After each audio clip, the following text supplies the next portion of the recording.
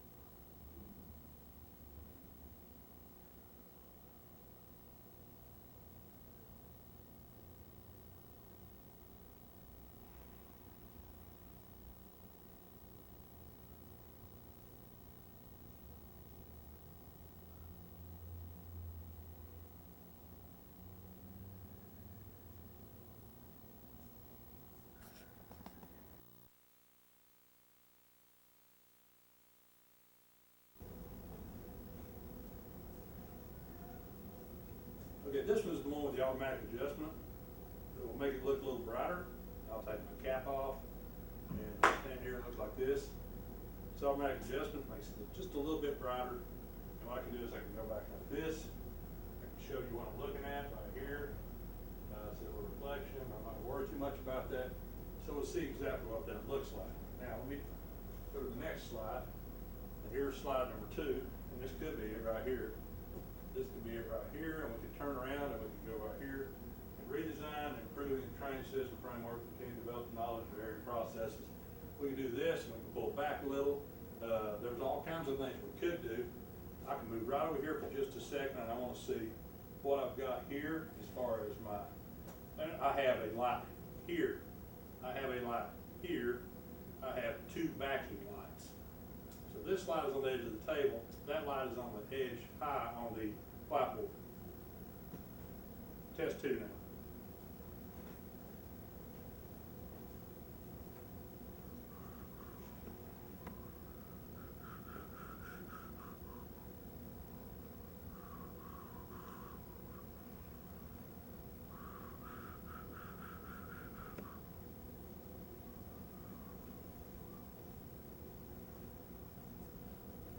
Okay, here we are here, and we're back away from the automatic.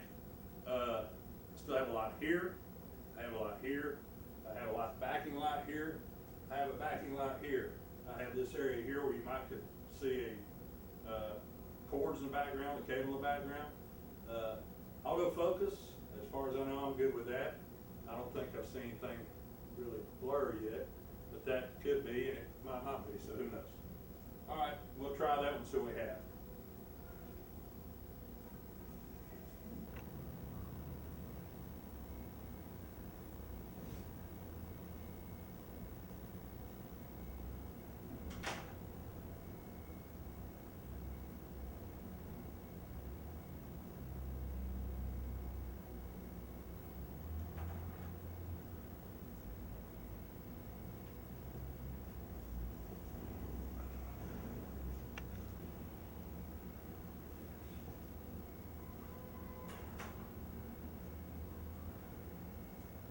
Okay, now this time I have another, you'll notice here I have another sheet on this, and I don't want it to show, so hopefully this will cover it up. We're going to try to do this one out.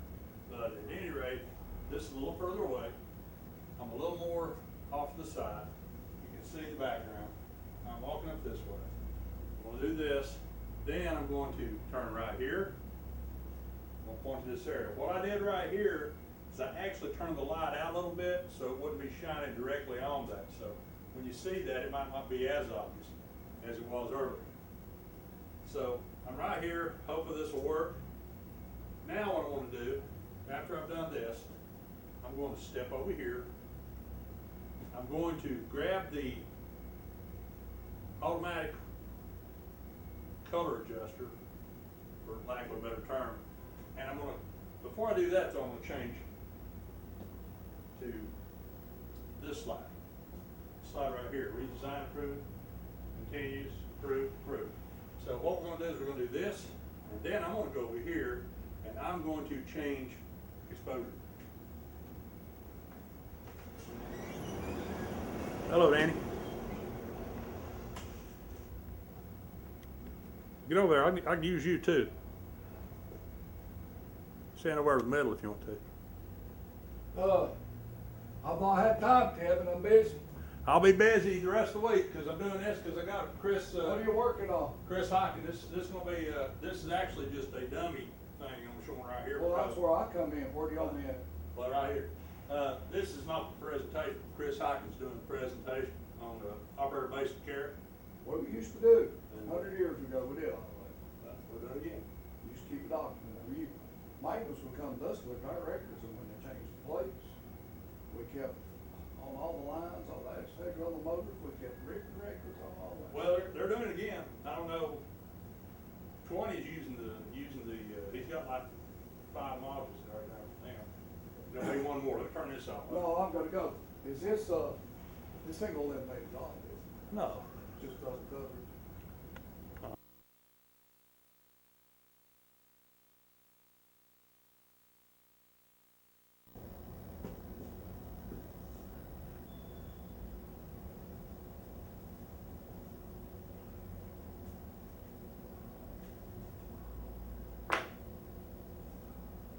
go 5 minutes. I hope this will work. I hope this is about right, because this is what I have.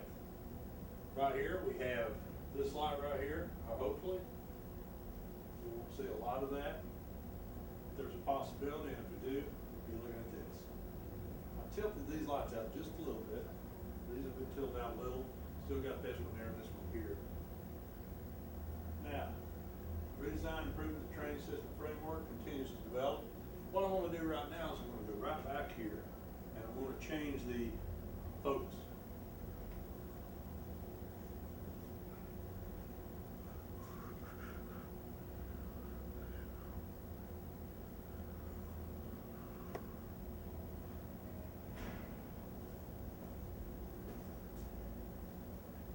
That wasn't actually focus, that was the exposure. So with exposure here, I'm going to show myself right here. I'm showing what I have here and here. Be standing here, most of it will be right this way. I'll turn like this if perhaps I need to. Redesign framework, and I do all this kind of stuff here. So there we go. Hopefully this will be good enough, and hopefully there won't be a lot of crap in the way. I'll get out of the way one more time just to see how it focuses and to see how it works. So there you go.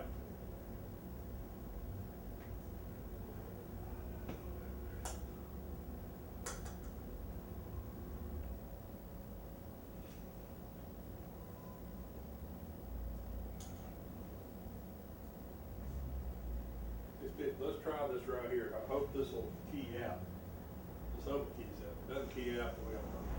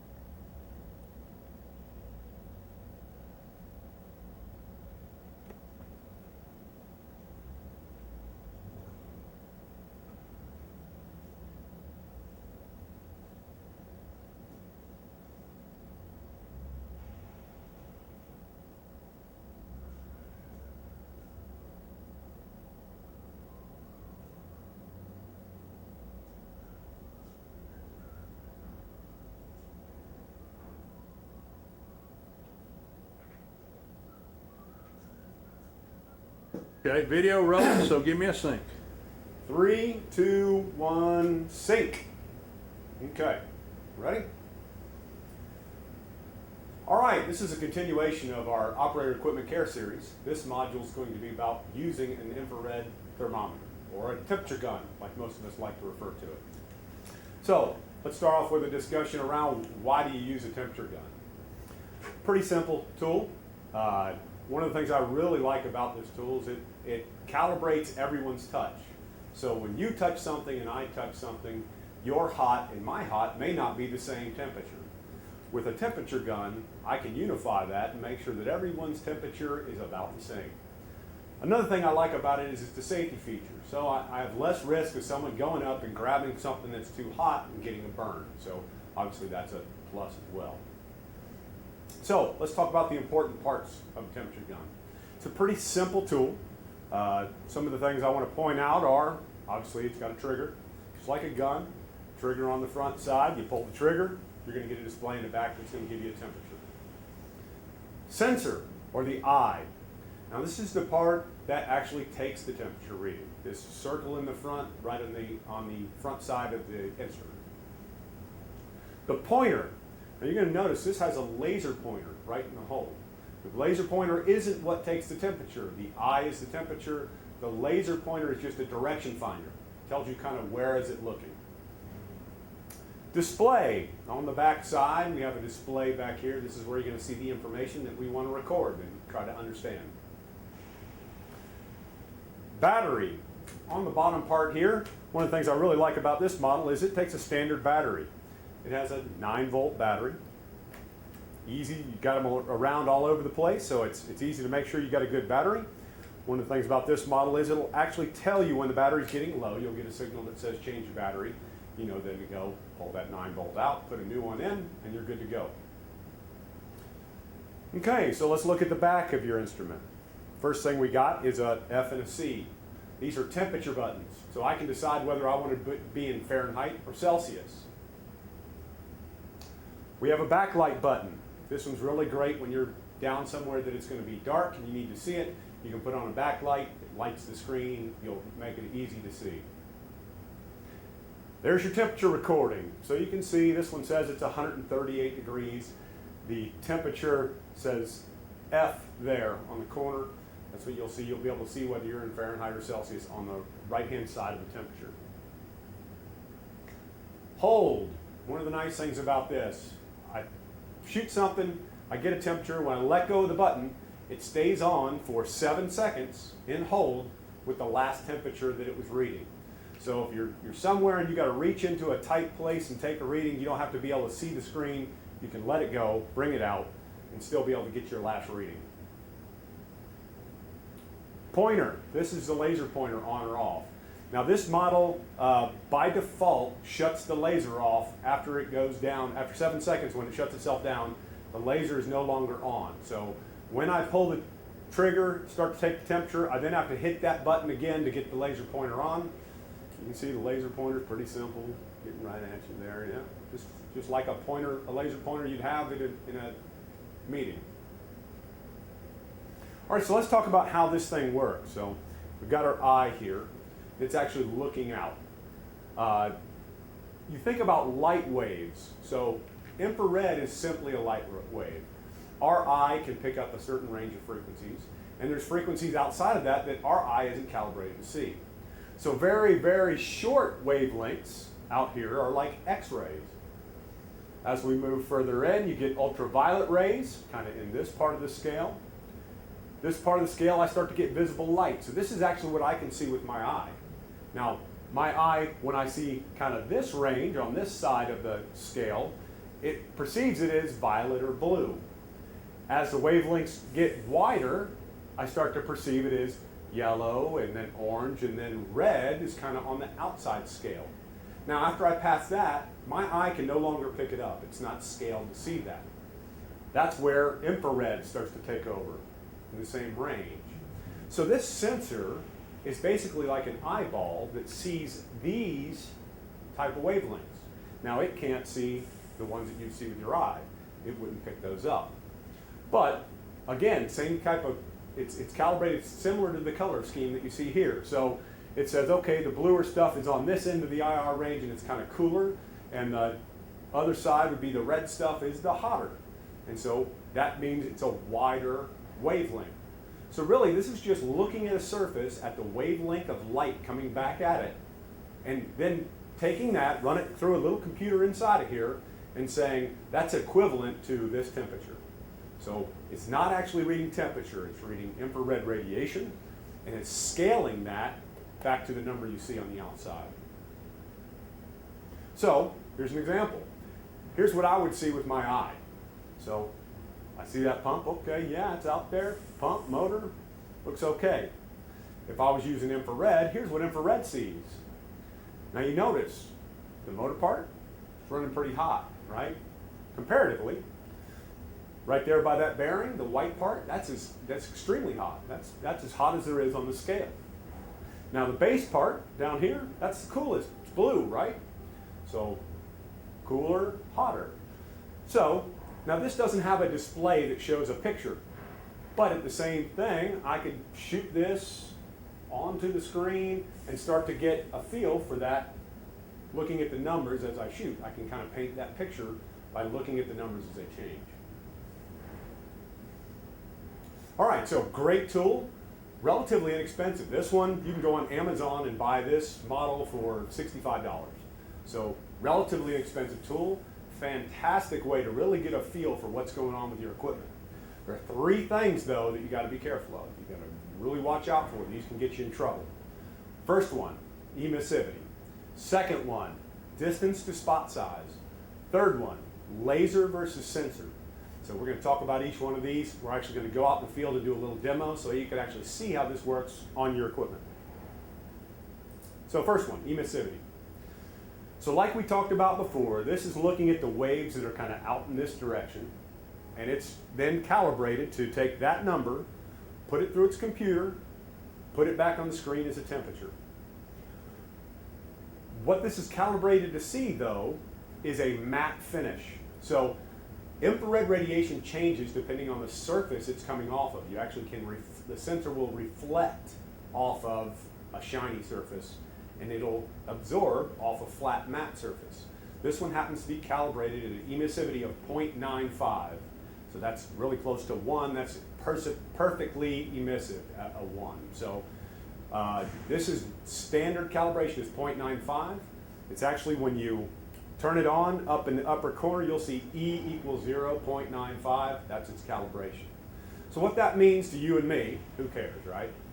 What that means is if I put this on something that's shiny, the number, the calibration that it runs through in its computer will give me an error number. It'll actually look cooler than it actually is. So as long as I know that, I can kind of deal with it. So shiny is a 0 emissivity. If it's a mirrored surface, you actually will get a 0 reading off of it because it reflects all the emissivity off of it and it won't pick it up. Perfectly matte finish will give you a 1 emissivity, which then will give you a perfect temperature. Temperature versus the reading will be exactly the same. So what we're going to do next is we're going to go head out in the field, and we're going to go find a piece of equipment that we can get a reading on that's shiny and a reading on that's matte finish, and watch the temperature change along a pipe. So we've actually got a condensate pump that we're going to go take a look at right now, and I'll show you how it goes through. On a matte finish, it's one temperature. On a shiny surface, the temperature looks like it drops, but it's the same product going through it, so we know it's got to be the same temperature. All right, so let's go out in the field and check that out. Okay, 3, we went out to the field. 2, 1. Okay, so emissivity. So now we kind of understand that. Couple things we can think about. One, if I need a matte finish on something that is shiny, one of the simple tricks you can do, electrical tape. Electrical tape is a pretty matte finish. It's black, so it's going to give you a really good emissivity reading. So, done a lot in the past. Go and wrap electrical tape around something that you want to get a good temperature on, shoot it on top of that, you're going to get a pretty good reading. Another way to do it is black spray paint. You can actually take a can of black spray paint, paint kind of a circle on there. That'll make sure that's your target, take your temperature there, and you'll get a pretty good reading of actual temperature. Another thing you can do, let's say, hey, I can't paint it, I can't put tape on it, so I know my reading isn't going to be accurate. Really, I'm not nearly as concerned about the temperature as I am around trends. So if this thing normally runs at 150 degrees, and all of a sudden I see it's 300 degrees, that can tell me a lot about, hey, I probably want to do something about this. Another thing, if you don't have the trends, you can start to look for similar equipment, side by side, pumps, motors, gears, and say, how hot's that one running versus this one? And I can say, hey, are those two about the same temperature? Okay, well that'll lead me to, must be okay. So you can see my example here. I've got one's 138, one's 73. If they were sitting right next to each other, I might start to say, this might be an issue. That's running a lot hotter than the other one. Is that normal, and why? So really, part of your inspection is always just asking questions. It's always why. Why is that? Why are they different? Is that something I should be concerned with? Should I be concerned that I need to get somebody else to come take a look at that equipment and help me understand if there's a problem or not? One more gotcha I want to make sure you think about. Done it myself a number of times. So F versus C. Pretty simple buttons in the back. Putting it in your jacket pocket, putting it in your front pocket. You can hit those, and all of a sudden I was on F scale, now I'm on C scale. If I don't see that little letter next to it, I can all of a sudden throw myself way off a kilter and say, holy moly, that's way cooler or way hotter than I'm used to seeing it, just because you're on a different scale. So something to watch out for. The nice thing is, every time you take a temperature, the letter is right next to it, so you can make sure you're on the right scale. All right, so let's move on to number 2 that we need to look for, potential issue. Spot size versus distance. Now, this little sensor right here is actually putting out a circle. and it's going to average the emissivity of all the light wave coming off of everything in that circle. So this model right here happens to be a 6-to-1 is what they call it. So what that says is that a 6-inch distance from the front to 6 inches, it means it's going to take a circle of a 1-inch target. It's going to take that 1 inch and it's going to average all the temperature there. At 12 inches, twice the distance, it's going to be a 2-inch circle. At 24 inches, it's going to be a 4-inch circle.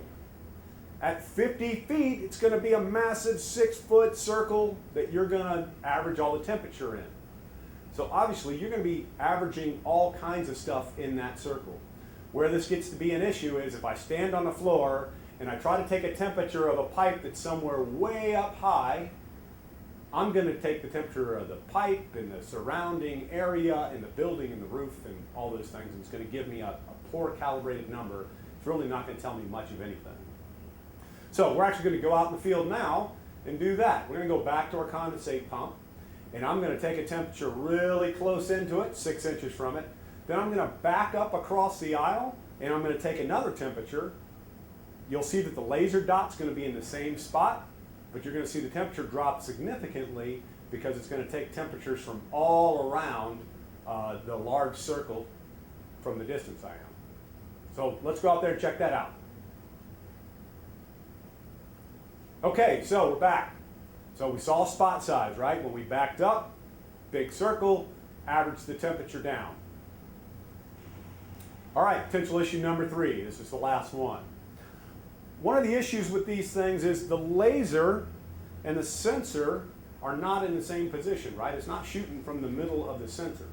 So when I go to shoot a small pipe, I can get my laser right on the pipe, but where's my sensor? It's averaging a circle below, so it's not going to give me an accurate reading. So if I'm trying to take the temperature of something really small, I just got to be really aware of that. And one way around that is you just turn the gun to the side. So if I take this and I turn it sideways, I make sure that that sensor is pointing at the thing that I want to take the temperature of, and I can get a fairly accurate reading.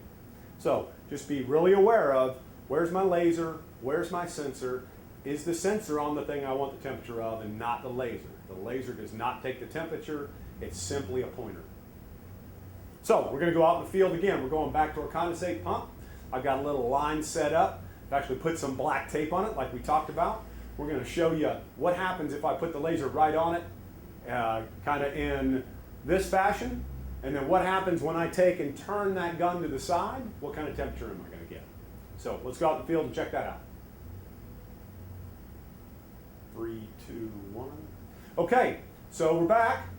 We saw that you turn the gun to the side, you get a much more accurate temperature. So that's really going to wrap it up for using a temperature gun. Pretty easy tool, one of my favorite tools. It's inexpensive, it's easy to use, it's really repetitive.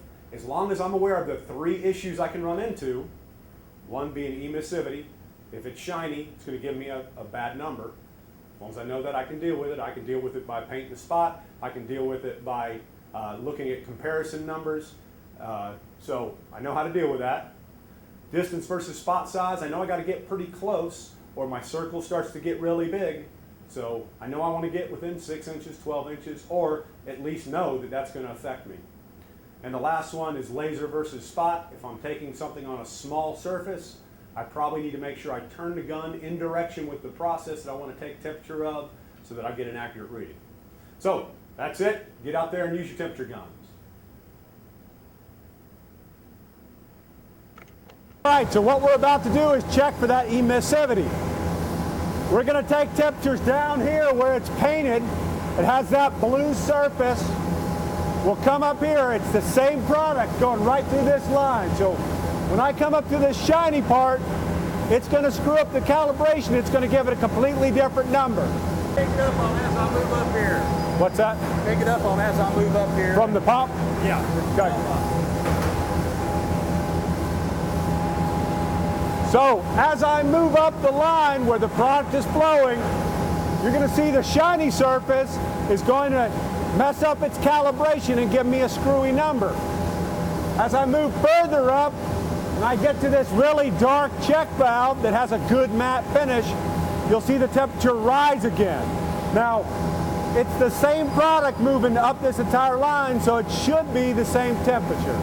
So let's take a look at it. I put my gun on it. I'm going to hit the laser button so I start to see the laser. I'm going to hit the backlight button so I can see the temperature.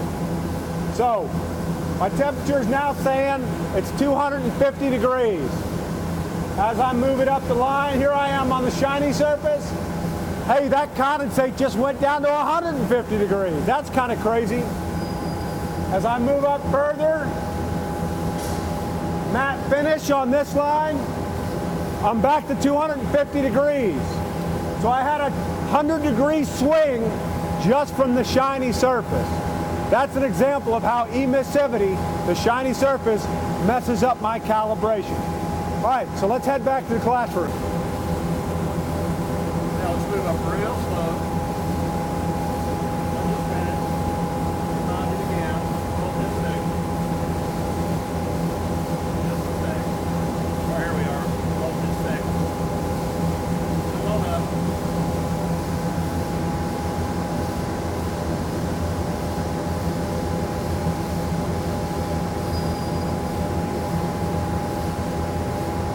Was that all you're reading? Yep. 3, 2, 1. Okay, so here we are. We're going to talk about spot size and distance. So there's our same condensate pump where we just took our last reading. What I'm going to do is I'm going to go walk up to it, get that same reading right there by that pump. Then I'm going to come back here where I'm far away. You're going to see the laser is going to be right on the same spot, but because of spot size, it's going to average the temperature way down. It's going to be taking temperatures from all over the place. So here we go. We're going to go up front and check it out.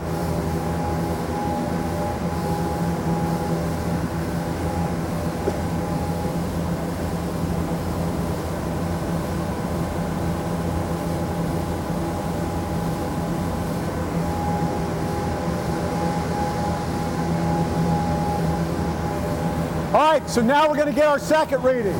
So I turn my gun on, laser's right on that pump, temperature's reading 150 degrees.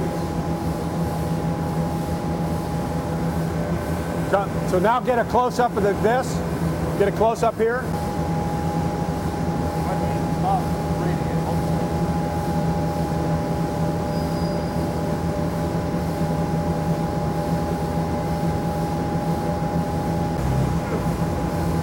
So it's not that that pump is cooled down because I'm farther away. That circle has spread out large enough that I'm averaging the temperature of the floor and the pipe and that pump and that column all into the temperature. All that together is averaging 150 degrees. So I just got to be careful of that. I want to get pretty close in to get an accurate temperature. All right, let's head back to the classroom. Okay, so now we're back at our condensate pump. What I've got is a line that comes off of the condensate discharge, and this goes back in and feeds the mechanical seal. It's this really small line right here.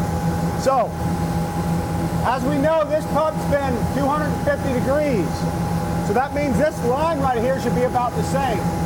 One of the things you'll notice, I've done what I said would be a great tip if you wanted to get it colored. I've wrapped it in electrical tape. So the tip we're going to talk about now is where is the laser in respect to the sensor. So I'll turn my gun on, I'll get my laser on. Now you can see my laser is right there on top of the black. My temperature says it's 100 degrees. See that? 100 degrees. Let me turn on backlight. Laser right on at 100 degrees, right? Now what's going to happen when I turn it sideways?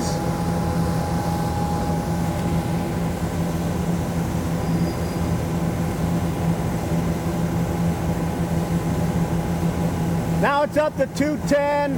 If I can get it lined up just right, you'll see it's going to get on up there.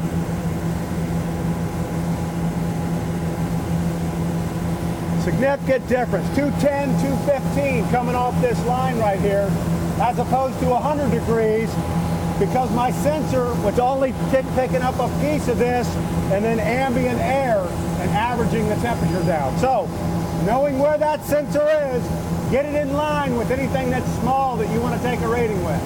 So, tip number 3. All right, let's head back to the classroom.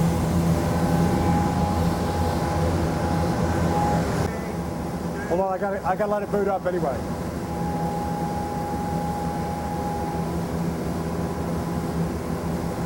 In fact, I got it back. 3, 2. All right, some bonus content. I went out and found one of those infrared cameras that I showed you. So this works just like the temperature gun, except it has a screen where I can actually see what it sees. So when I take, here we are back at our condensate pump. When I take a look at it, there's my pump. See how it's white hot? As I move up that line, look where the shiny part is. It's giving it the same type of problem. Looks like it gets cool right there in the middle. As I move up, back where that check valve is at, look, it gets white hot again. Then I go to where the pipes are insulated and it cools it down again. So see how that works? And that's really what your temperature gun is seeing. All right, now get out there and use your temperature guns.